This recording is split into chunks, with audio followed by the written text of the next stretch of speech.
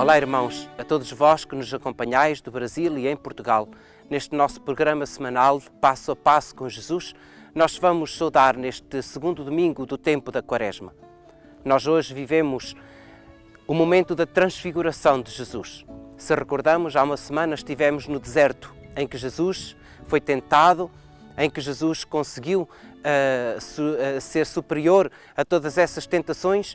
Hoje aqui nós vimos um momento de glória de Jesus, mas mesmo assim um momento que nós não podemos desencarnar de toda esta caminhada do tempo da Páscoa. E por isso mesmo, sempre no segundo domingo do tempo da Quaresma, nós encontramos esta reflexão sobre o Monte Tabor, a transfiguração de Jesus e, sem dúvida, um convite à nossa própria transfiguração. Peço agora que me acompanheis a entrar neste santuário e aqui refletir com Jesus sobre o que Ele nos quer transmitir hoje.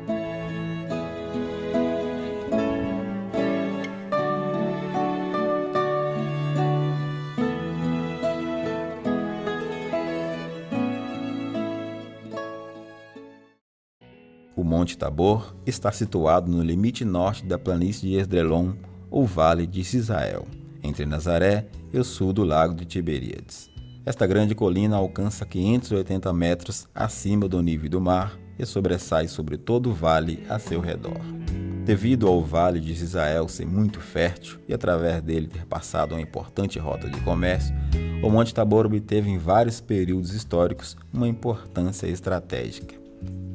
De fato, várias batalhas do povo israelita se travaram nas planícies próximas e exércitos encontraram refúgio na sua altura. Na antiguidade, a civilização cananeia estabeleceu sobre este monte um lugar de culto a Baal. Séculos mais tarde, segundo o livro de Josué, no Antigo Testamento, esta colina demarcava o limite entre as tribos de Neftali, Issacar e de Zebulon. Gradualmente, o Tabor se tornou para os israelitas um lugar de culto ao Senhor, como descrito no livro de Deuteronômio. Ser feliz, Zabulon, nas tuas caminhadas, e tu, Isacar, nas tuas tendas. Convocarão os povos à montanha para aí oferecerem sacrifícios justos. Para os cristãos, o Monte Tabor é conhecido como o lugar da transfiguração de Jesus, evento no qual sua divindade foi expressa aos seus discípulos. Tal tradição foi atestada por Cirilo de Jerusalém e São Jerônimo já no século IV. Sob os fundamentos da atual Basílica da Transfiguração, construída no século XX, se encontram restos de igrejas do período bizantino e cruzado. Por 2000 anos, exceto em períodos nos quais a situação política não o permitisse, cristãos de todo o mundo atravessaram mares e distâncias para subir esta colina e relembrar o fato evangélico. Montes, vales, rios e mares na Terra Santa foram cenários de inúmeros eventos descritos na Bíblia. A sequência desses fatos parece compor uma história santa da relação entre Deus e a humanidade. Neste contexto, essa natureza com suas belezas particulares é muito mais do que um cenário, é um testemunho silencioso e paciente.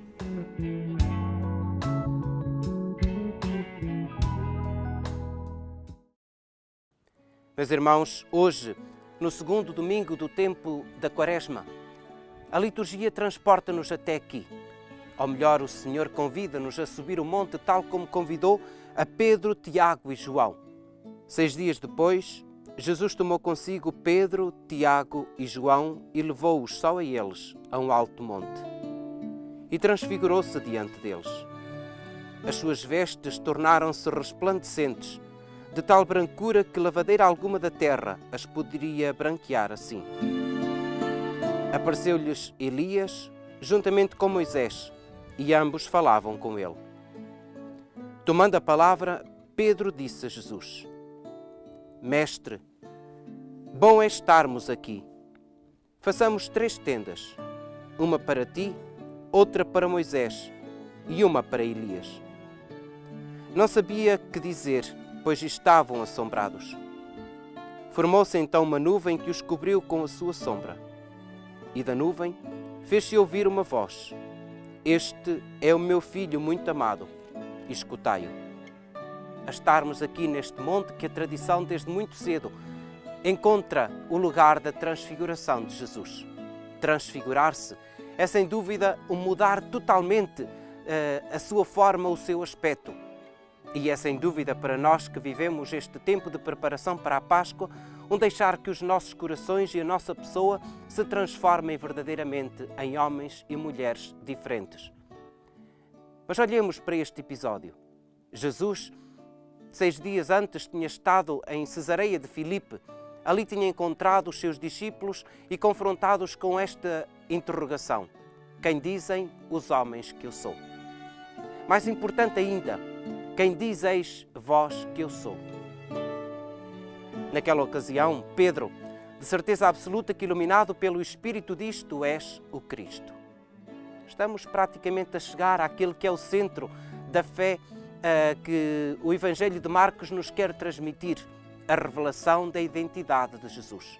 Mas esta identidade que Jesus tem vindo a fazer com que não se revele ao longo de todo o Evangelho, mesmo hoje, no final deste Evangelho, ele nos vai dizer para não contarem nada a ninguém, só será realmente revelada quando na cruz aquele centurião olhar para Jesus e dizer: este era verdadeiramente o Filho de Deus. Então nós não podemos desassociar de maneira nenhuma o momento da transfiguração do momento em que Jesus está na cruz e se revela como o Filho de Deus. Porque também aqui, neste momento de transfiguração, ele se revela como esse Filho de Deus que se transforma para nos elevar também a nós a esta experiência do céu. Na realidade, quando diz que Jesus se transfigurou, diz que as suas vestes se tornaram resplandecentes. E Marcos utiliza aqui até uma forma bastante simples para nos dizer: nenhuma lavadeira da terra poderia encontrar forma de colocar estas vestes tão resplandecentes. Na realidade, o branco é sinal do divino. Vemos os anjos do céu que se vestem de branco. Vemos Jesus que aparece aqui resplandecente de branco. Tantas ocasiões em que o branco é sinal de uma presença divina. Diante desta presença divina aparecem duas figuras, Moisés e Elias. Sem dúvida, Moisés, que é o legislador, símbolo da Torá, Elias, que é o símbolo da espiritualidade, símbolo dos profetas. Todos eles vêm aqui fazer aquilo que fizeram ao longo da sua vida. Não conversar com Deus no Monte Horebe, mas conversar no Monte Tabor com o próprio Jesus. Na realidade, eles são aqueles mensageiros que anunciaram o Salvador ao longo da sua vida e aqui, mais uma vez, conversam com Jesus. Que Jesus, Moisés e Elias conversavam acerca da sua morte e da sua ressurreição. Ora, dentro desta contemplação, desta manifestação, eis que Pedro se sai com esta expressão, que com certeza é a experiência de muitos de nós quando vimos ao Monte Tabor: Senhor, é bom estarmos aqui. Então façamos 3 tendas, uma para Moisés, outra para Elias e outra para ti. A pergunta que eu vos faço é: e onde ficava Pedro, Tiago e João? Não se importaram neste momento com não ter para eles mesmos uma tenda, porque realmente a sua experiência de oração é aquela que os transportava para fora deles mesmos. Não se importavam com eles próprios. Então quase que deixava, ao terminar esta reflexão aqui no Monte Tabor, esta interpelação, que serve quase como de termómetro para a nossa fé e para a nossa interioridade com Deus. Se eu ainda continuo a preocupar-me muito comigo mesmo, se eu ainda continuo a preocupar-me muito com as minhas necessidades, com os meus apetites, significa que eu ainda não entrei verdadeiramente no verdadeiro espírito de contemplação que cria em mim a transfiguração. Irmãos, vamos vivendo este tempo de aproximação para a Páscoa. Não deixemos para ontem aquilo que devemos fazer constantemente. Vamos pedir ao Senhor que ao longo desta semana nos ajude a encontrar na nossa vida aqueles momentos em que nos devemos deixar transfigurar e deixar-se transfigurar por esta ação de Deus em cada um de nós. Acompanhai-me agora até a entrada deste santuário e de lá dar-vos-ei a bênção para que o Senhor, ao longo desta semana, não vos falte com o seu apoio, o seu amor e a sua presença.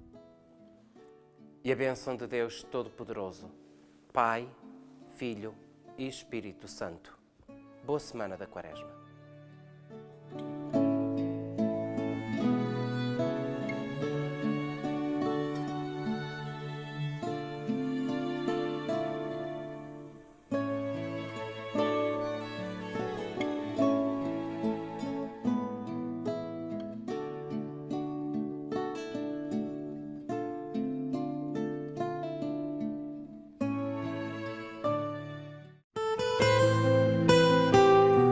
Christian Media Center tem a missão de levar ao mundo a mensagem da Terra Santa, a terra do Quinto Evangelho.